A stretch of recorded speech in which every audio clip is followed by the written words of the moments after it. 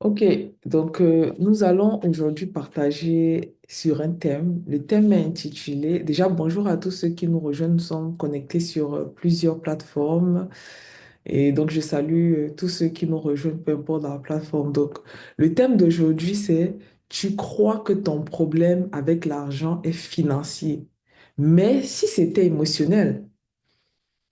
Je répète, tu crois que ton problème avec l'argent est financier, mais si c'était émotionnel, c'est ça notre thème de ce jour. C'est le thème que nous allons aborder aujourd'hui parce que beaucoup de personnes ont des problèmes au niveau de leur gestion financière.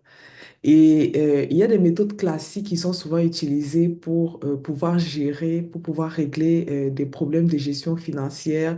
On va te dire, voilà, fais un tableau Excel, identifie ce que tu dois épargner, identifie ce que tu vas investir, identifie ce que tu vas utiliser comme plaisir maîtrisé. Identifie ce que tu vas faire comme don, identifie les besoins de la famille, etc. Et ça va te permettre de bien gérer tes finances. Ce qui n'est pas faux, c'est vrai. Maintenant, il y a un autre élément qui est souvent caché, qui est un problème et qui peut t'empêcher justement de bien gérer tes finances, surtout quand tu es hypersensible. Pourquoi? Tu peux avoir utilisé toutes les stratégies, tu as fait les cours, tu as fait des formations en finance, tu as fait ci, tu as fait ça pour pouvoir gérer tes finances, mais tu te rends compte quand même au bout du compte que chaque mois, il y a quelque chose qui ne va pas. Tu n'arrives pas à pouvoir atteindre les objectifs que tu t'es fixés, tu n'arrives pas à pouvoir recalibrer les choses de façon à pouvoir respecter les pourcentages que tu te fixes en question pour l'épargne, pour l'investissement, pour les dons, pour ci et ça. Et tu te poses la question de savoir, mais quel est le réel problème en fait? Pourquoi je n'y parviens pas? Pourquoi il y a toujours ce décalage au niveau de telle dépense? Pourquoi il y a toujours tel montant qui est problématique? Et en fait, tu n'arrives pas à trouver la route cause, la cause racine. La racine est plus profonde que ça. La mauvaise gestion financière vient très souvent, et surtout pour les hypersensibles, d'un mal-être intérieur. C'est le cas pour tous, mais c'est encore plus le cas pour les hypersensibles. N'oublie pas que toi, en tant qu'hypersensible, tu ressens fortement les choses et donc ce qui va être à 10% pour les autres sera à 70% pour toi. En fait, ça va être décuplé. Donc, si des personnes ont un problème de mauvaise gestion financière à cause d'un mal-être intérieur, ben dis-toi que de ton côté, ça va être encore plus amplifié. Donc, je vais te choquer aujourd'hui avec certaines informations. Est-ce que tu sais que le manque affectif, c'est un élément qui agit également au niveau de tes finances, qui peut également agir au niveau de tes finances si ça n'a pas été travaillé? Le manque affectif peut réellement agir au niveau de tes finances si tu n'as pas travaillé à l'intérieur de toi pour guérir de tes blessures. Qu'est-ce qui se passe par rapport au manque affectif? Le manque affectif va très souvent te générer une émotion de mal-être. En fait, tu te sens triste, tu sens une forme de dégoût. Et qu'est-ce qui va se passer? Tu vas avoir envie de combler ce vide intérieur que tu ressens à l'instant T. Parce que le vide intérieur de façon prononcée, comment ça agit? Ça agit comme si tu mettais le doigt sur le feu. Ce qui se passe, c'est quoi? C'est que lorsque tu mets le doigt sur le feu, ça brûle tellement que tu as envie de l'enlever à l'instant T.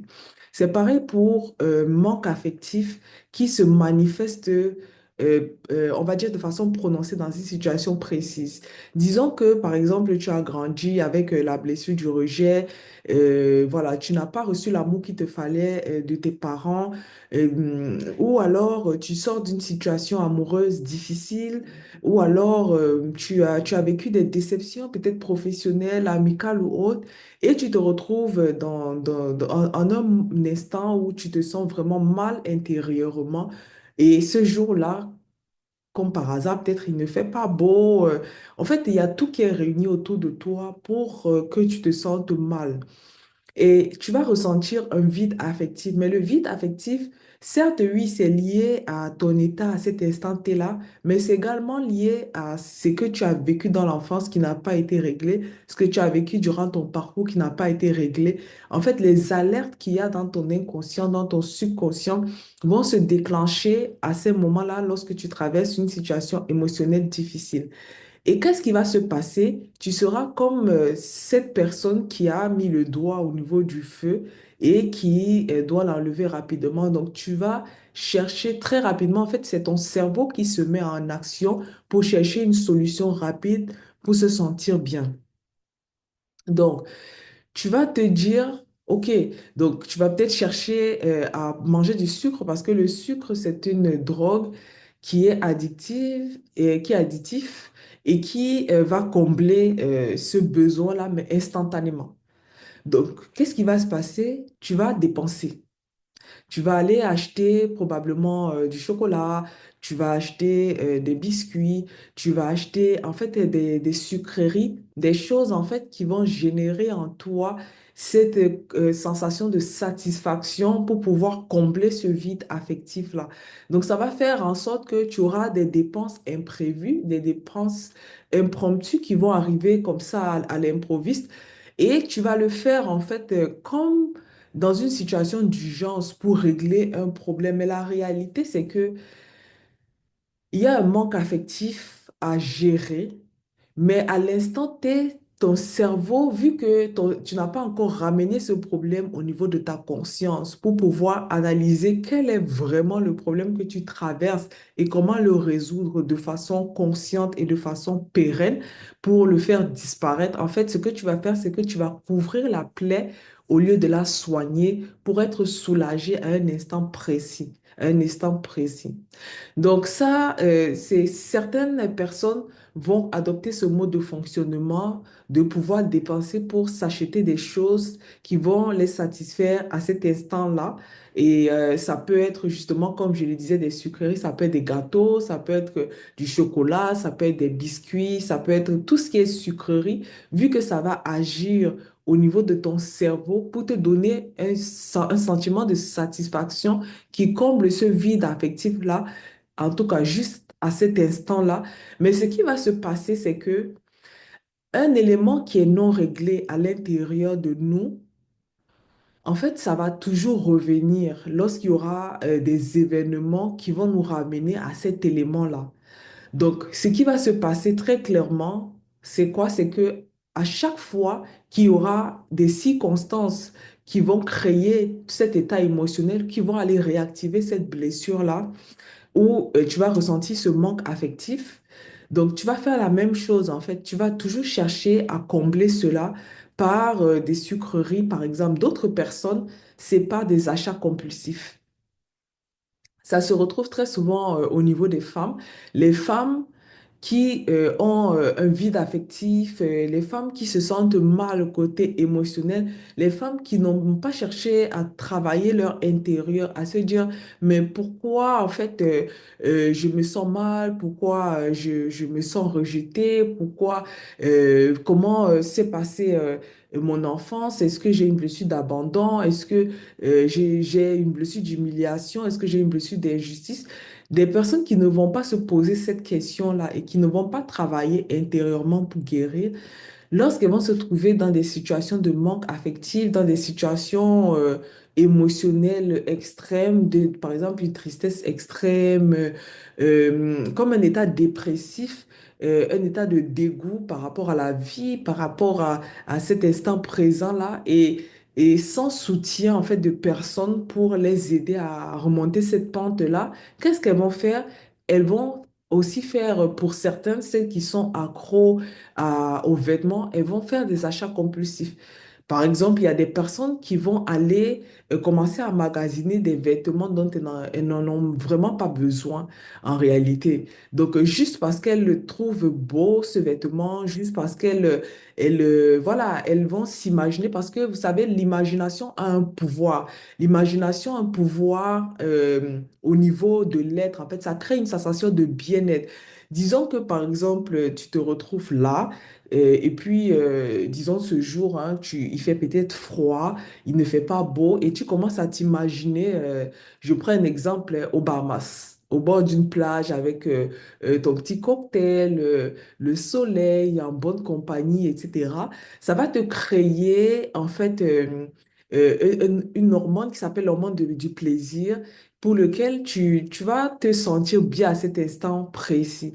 Donc, c'est la même chose, c'est cette même hormone qui est activée au moment où tu ne te sens pas bien, tu as un instant où tu ne te sens pas bien et tu as besoin de combler ce mal-être, ce vide intérieur et que tu vas, par exemple, commencer à magasiner une robe ou magasiner un vêtement, magasiner des accessoires, magasiner un ensemble de choses pour lequel, lorsque tu vas le magasiner, tu vas commencer à t'imaginer porter ce vêtement-là. Tu vas t'imaginer être dans tel lieu, par exemple un milieu professionnel avec ce vêtement ou lors d'un événement avec ce vêtement. Et qu'est-ce que ça va faire intérieurement? En fait, ça va générer l'hormone de plaisir chez toi où tu vas te sentir bien, en fait. Donc, qu'est-ce que ça fait à l'instant T?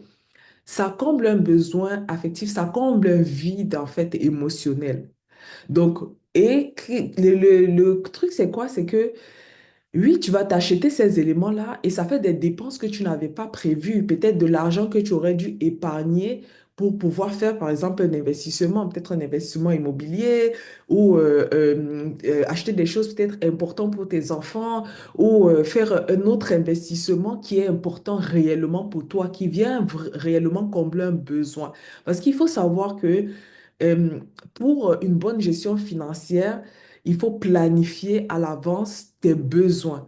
Si tu sors avec ta carte de crédit ou l'argent que tu as et parce que tu passes quelque part, tu vois quelque chose qui est beau et que tu commences à t'imaginer que ça peut être utile et tu vas l'acheter, parce que ce n'est pas planifié, c'est très souvent pour venir combler un besoin, un vide en fait qui est à l'intérieur de toi.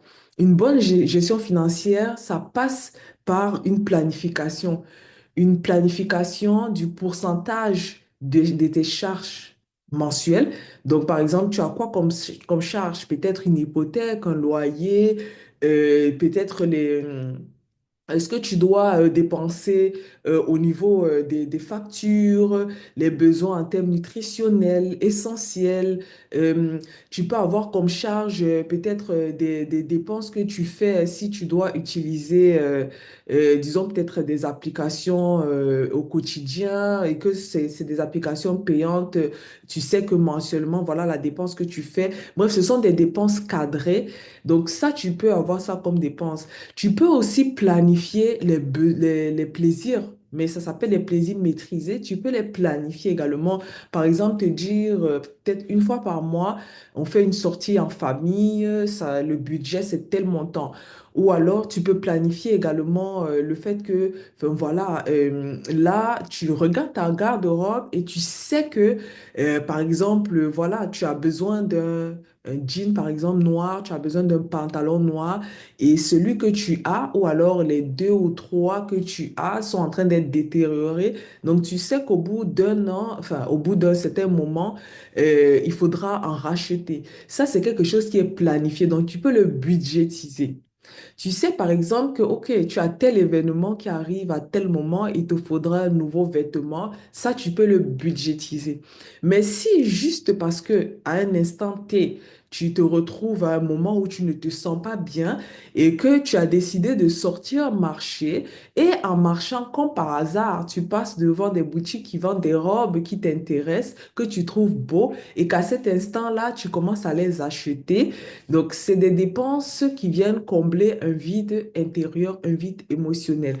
Donc, si aussi tu as vécu, par exemple, une journée difficile et que à cet instant-là, euh, tu as besoin, en fait, tu ressens un vide affectif et tu te dis, bon, tu vas sortir marcher et parce que tu es en train de marcher, tu rencontres sur ton chemin un gâteau qui a l'air intéressant, tu rencontres sur ton chemin du chocolat ou alors tu te dis intentionnellement que voilà, tu vas aller acheter du chocolat, acheter des biscuits, acheter ci pour pouvoir, en fait, te sentir bien. À cet instant-là, tu as l'impression que c'est ce dont tu as besoin. Mais en réalité, c'est ton inconscient qui est en train de t'envoyer des informations pour te dire que, écoute, à ce moment, en fait, à l'intérieur, là, il y a un problème à régler. Il faudrait que tu puisses identifier le problème pour pouvoir le résoudre définitivement. Parce que si tu ne le résous pas, tu vas faire des dépenses qui n'ont pas lieu d'être et tu vas te rendre compte que mois après mois, tu es en train de dépenser de l'argent que tu aurais pu utiliser pour autre chose, pour des projets, pour des investissements en fait, que tu aurais pu utiliser pour autre chose, pour en fait combler des vides, en fait, pour en fait combler un manque affectif, pour combler un mal-être intérieur en réalité. Le mal-être intérieur, c'est un procédé de guérison que tu dois suivre pour guérir, que tu dois suivre pour en fait ôter ce mal-être-là. La bonne nouvelle, c'est que Pardon, la bonne nouvelle, c'est qu'il est possible justement de faire partie ce mal-être là. Si je t'en parle aujourd'hui, c'est parce que je sais de quoi je parle, je suis passée par là. Et sans que tu ne fasses ce processus de guérison intérieure, en réalité, ce qui va se passer, c'est que tu vas faire des dépenses impromptues et tu vas te rendre compte que tu n'arrives pas à mettre sur pied des projets que tu as planifiés. Juste pourquoi? En fait, tu vas croire que c'est parce que tu ne sais pas gérer ton argent. Oh, peut-être tu as suivi des formations de gestion financière. Peut-être tu sais comment épargner. Peut-être tu sais même comment investir. Peut-être tu as même des projets, tu as une vision. Peut-être tu sais quels sont tes dons et tes talents et tu sais ce que tu dois mettre sur pied. Mais tu n'arrives pas à le faire. Tu as essayé de mille façons et tu n'arrives pas à le faire et tu as utilisé toutes les méthodes des coachs. Tu as utilisé tous les procédés qui sont enseignés. Tu as cherché les vidéos sur YouTube, tu as lu des livres, tu as appris, tu sais ce que c'est que la gestion financière, tu sais comment le gérer, mais tu n'y arrives pas. Pose-toi la question aujourd'hui de savoir et si le problème se trouvait ailleurs. Parce que ça, c'est la grande question. Pose-toi la question aujourd'hui et si le problème se trouvait ailleurs. Aujourd'hui, moi, je viens te dire que ton problème peut être émotionnel. Si tu es une personne qui a vécu des blessures d'enfance, qui n'a pas reçu l'amour d'un père ou l'amour d'une mère ou l'amour d'un tuteur, si tu as grandi avec d'autres personnes qui ne sont peut-être pas tes parents biologiques, mais qui sont tes parents parce que ce sont eux qui t'ont éduqué, si tu n'as pas reçu l'amour en grandissant, si tu as grandi avec un manque d'estime personnelle, un manque de confiance en soi et que tu grandis avec ce vide affectif-là, il est très probable que tu as de la difficulté dans ta gestion financière parce que tu vas utiliser de l'argent pour combler des besoins émotionnels. Et en ce moment, lorsque tu vas utiliser de l'argent de cette façon-là, tu vas croire que en réalité, tu as besoin, par exemple, à cet instant-là, de manger un gâteau, ou alors tu vas croire que tu as besoin de ce vêtement-là. Ouvre ta garde-robe aujourd'hui, regarde ce que tu as et commence à analyser et pour te poser la question de savoir à quel moment tu as acheté telle chose, à quel moment tu as acheté tel autre élément, combien de fois tu as porté ce que tu as dans ta garde-robe et analyse pour te rendre compte, est-ce que tu as réellement besoin de ce que tu as acheté et qui se trouve dans ta garde-robe? Est-ce que tu as réellement besoin de ces accessoires-là? Est-ce que tu as réellement besoin de toutes ces chaussures-là? Tes 50 paires de chaussures, est-ce que tu en as réellement besoin? Est-ce que tu as réellement besoin de tes 100 vêtements que tu as dans ta garde-robe? Est-ce que tu as réellement besoin de ces accessoires que tu as? Est-ce que ce ne sont pas des achats compulsifs? Et si ce sont des achats compulsifs, ces achats-là venaient combler quel besoin?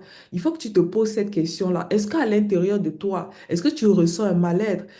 Est-ce que au moment où tu fais ces achats-là, comment tu te sens? Est-ce que c'est des moments où tu ne te sens pas bien? Est-ce que c'est des moments où tu traverses des périodes difficiles? Est-ce que c'est des moments où tu as besoin justement de pouvoir euh, voilà, être bien à l'intérieur de toi et que tu utilises cet argent-là pour acheter des choses qui te comblent instantanément, mais qui vont faire revenir le mal-être plus tard. Pose-toi cette question-là. Donc, le fait est que des personnes cherchent des plaisirs immédiats pour combler un mal-être intérieur. Comme je disais, ça peut être par la nourriture, ça peut être par les vêtements, parfois par la drogue. Parfois, tu peux sortir de l'argent pour acheter des stupéfiants ou pour fumer, et ce sont des choses, là, on n'est pas en mode jugement, on est bien d'accord. On n'est pas du tout en mode jugement. On est en mode de quelle est la solution pour que aujourd'hui tu puisses savoir que il faut que tu gères bien tes finances et par rapport à tout ce que tu as déjà utilisé comme méthode, tu te rends compte que ça ne marche pas et tu te poses la question de savoir où est le problème. Tu as suivi plein de formations, tu as suivi des coachings, tu as toutes les méthodes qu'il faut, tu as des stratégies d'investissement et tout, mais ça ne marche pas.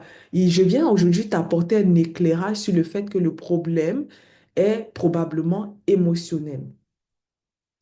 Donc, il faut que tu le saches. Donc, si tu as des addictions, il faudrait que tu puisses les identifier parce que les addictions viennent d'un manque d'un vide émotionnel.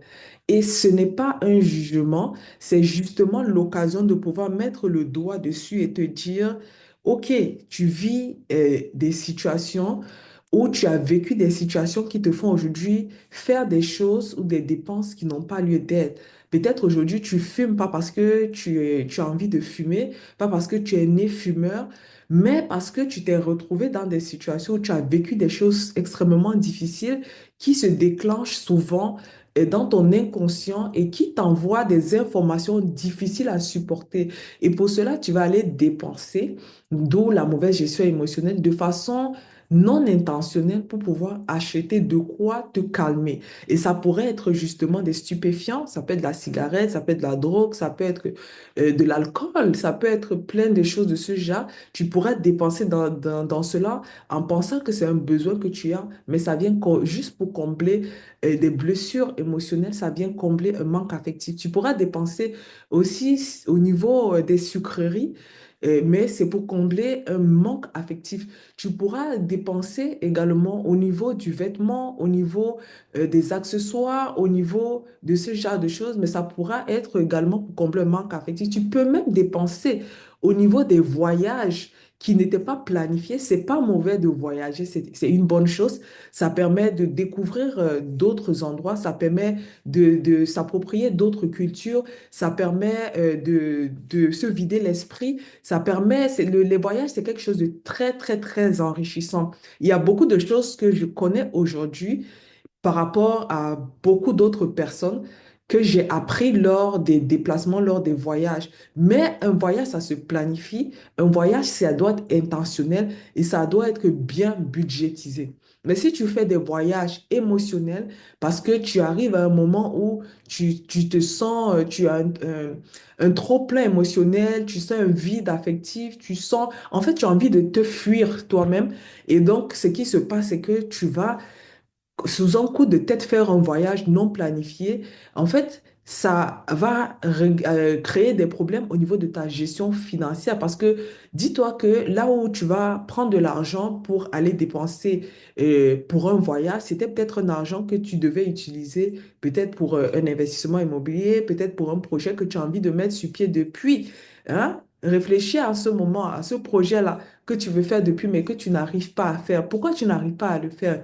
Est-ce que il y a des éléments sur lesquels tu dépenses qui n'ont pas lieu d'être? Il faudrait que tu te poses réellement la question. Donc, beaucoup de personnes, tu vas voir des personnes qui voyagent une fois par mois, qui voyagent tout le temps, pas parce que c'est planifié, on est d'accord, parce que on peut être, par exemple, dans un travail qui nous demande ce type de déplacement, on peut être dans des contextes où on a besoin de se déplacer. Mais si tu programmes des voyages sous un coup de tête parce que tu ne te sens pas bien, que tu allais regarder sur les sites d'achat de billets d'avion et que tu vois un bon plan pour aller à tel endroit et qu'à l'instant T, tu sors un 1000 $, 1000 € qui n'était pas planifié parce que tu as besoin de combler un manque affectif, il faudrait que tu te rendes compte que Tu dois travailler sur toi parce que tu fais cette dépense une fois, tant que tu n'as pas réglé le problème à la racine, tu vas le faire deux fois, trois fois, quatre fois, cinq, 10. Et cet argent-là que tu aurais pu utiliser pour autre chose, tu vas le dilapider dans toutes ces choses-là, dans tous les éléments dont j'ai cité. Donc, il faudrait que tu regardes vraiment quelles sont tes dépendances, quelles sont tes addictions aujourd'hui. Est-ce des addictions au sucre? Est-ce des addictions aux friandises? Est-ce des addictions à la nourriture? Est-ce des addictions aux vêtements? Est-ce des addictions au voyage? Est-ce des addictions à l'alcool? Est-ce des addictions aux stupéfiants? Est-ce des addictions? Toute addiction vient combler un problème intérieur non résolu. Et tant que le problème n'est pas résolu, tu auras beau te fuir, mais il faudra à un moment que tu fasses face à cette situation-là et que tu le règles à la racine. Si tu es une personne qui envisage avoir une vie équilibrée un jour, si tu es une personne qui envisage aller loin en fait dans ta vie, si tu es une personne qui envisage mettre sur pied des choses pour lesquelles tu pourrais être fier, pour lesquelles tes enfants pourront être fiers, pour lesquels ton entourage pourrait être fier, pour lesquels, même pas pour les autres, pour lesquels tu pourras te projeter et te dire, voilà, je suis fier de moi, j'ai pu faire telle chose en tel nombre d'années, j'ai pu faire tel élément en tel nombre d'années. Et ça se budgétise, ça se prépare, ça se travaille. Donc, il faudrait que tu prennes en compte cela. Il y a aussi quelque chose de très subtil qui vient avec un manque, avec des blessures.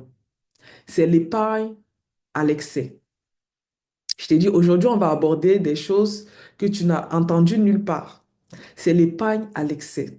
Il y a des personnes qui n'ont pas la capacité de se faire plaisir, même si ils ont les moyens pour. C'est-à-dire quoi? Ils ont vécu tellement des situations de manque, ils ont tellement vécu des situations où ils n'avaient pas la possibilité de s'acheter la moindre chose. Donc, il y a des personnes, par exemple, parce qu'il est important quand même de toujours être soigné. Être soigné, ça ne veut pas dire faire des dépenses en excès. Être soigné, c'est être propre sur soi, c'est prendre soin de soi, mais avec les moyens qu'on a et de le budgétiser. Maintenant, il y a des personnes qui ont tellement vécu de manque que même quand ils arrivent dans une position où ils ont quand même suffisamment de quoi prendre soin d'eux, suffisamment de quoi se faire plaisir, même une fois ou 3 mois, suffisamment de quoi faire les choses comme il faut, alors qu'est-ce qui se passe? Ils ne dépensent pas du tout. Donc, ils vont se retrouver, en fait, comme, je ne sais pas si vous avez déjà rencontré des personnes qui on a l'impression qu'ils sont ce qu'on appelle les SDF, donc des personnes sans domicile fixe, qui n'ont pas de revenus, qui sont, enfin voilà, parce ils ne dépensent rien du tout. C'est-à-dire, ils ont des vêtements qui ont l'air vieux, délabrés et tout. Ils n'arrivent pas à, s'ils doivent même offrir quelque chose à quelqu'un, ils vont offrir le minimum du minimum. Donc, ils vont sortir un 2 $ pour acheter un élément, une trousse, un truc. Enfin bref, ça c'est aussi un problème. Ça c'est lié à une blessure de manque qu'il faut régler également. Donc, on a abordé plusieurs points aujourd'hui pour que tu comprennes que la gestion des finances est difficile chez une personne qui est blessée. Et la solution, c'est de régler les problèmes à la racine. Donc, d'identifier quelles sont les blessures qu'on a. Est-ce qu'on a des blessures de rejet, d'abandon? Est-ce qu'on a une blessure de rejet ou d'abandon ou d'humiliation ou d'injustice ou de trahison? Si oui, elle vient d'où? Euh, chercher de l'aide, en fait. C'est important d'être aidé. Chercher de l'aide pour pouvoir en sortir. Donc, ton système émotionnel peut tout amplifier. Et il est important que ce soit le cas. J'ai encore plein de choses à te partager, mais les informations que j'ai partagées aujourd'hui, j'aimerais déjà que tu assimiles cela parce que c'est le problème en général de la gestion financière des personnes blessées. Et je peux te dire qu'il y a une solution. La solution, c'est une renaissance intérieure. La solution, c'est que tu guérisses. Et par rapport à cela et à d'autres sujets que j'ai partagés lors de mes précédents lives que tu verras, que tu retrouveras sur mon fil d'actualité Facebook, et j'organise un événement le samedi 20 juin pour lequel tous ces points vont être abordés. L'événement du samedi 20 juin, c'est pas une conférence, c'est pas un séminaire, c'est un événement de renaissance intérieure, c'est un événement transformationnel, c'est un événement d'avant-après. C'est-à-dire que lorsque tu vas arriver à cet événement-là, la façon dont tu vas ressortir, tu vas te rendre compte qu'il y avait un avant toi et il y a un après toi. Tu ne seras plus du tout la même personne. Parce que les ateliers qui y seront faits, les choses qui seront partagées, les intervenants qui seront présents, tu n'as même pas idée de ce qui va se passer ce jour-là. C'est le samedi 20 juin de 12 h à 18h30 à Montréal. Il y a plein de pépites qui sont prévues pour ces jours-là, qui ont été préparées soigneusement. Si tu en as marre de la situation que tu vis aujourd'hui et que tu te dis que tu espères être une meilleure personne, que tu as envie de devenir, de te développer, de mettre des choses sur pied, de devenir en fait la meilleure version de toi-même, il faut être là ce 20 juin. C'est à Montréal. Je te laisserai les informations sous ce live. Donc, je vais m'arrêter là-dessus. N'hésite pas à réécouter le replay pour pouvoir faire les exercices que j'ai identifiés durant ce live parce que ça va t'aider. C'est un game changer pour ta vie et pas que pour toi, pour ton entourage également, pour tes enfants et pour ta famille. Et même si tu n'as pas encore d'enfants, ça va les aider pour le futur parce que la vie a des coûts. Et les coups, il ne faut pas rester à terre par rapport aux coups qu'on reçoit. Il faut se relever et avancer. Les coups sont censés nous propulser. Donc, il faudrait que tu les utilises pour être la meilleure version de toi-même. Sur ce, je te dis très bonne journée. On se retrouve jeudi prochain à la même heure pour un autre sujet de live. Je te laisserai les informations pour l'événement du 20 juin. Si tu as des questions, tu peux me contacter. Tu peux écrire en commentaire alignement ou tu m'envoies un message en privé où tu écris alignement et je pourrais t'aider sur n'importe quelle problématique. À très bientôt. Bye.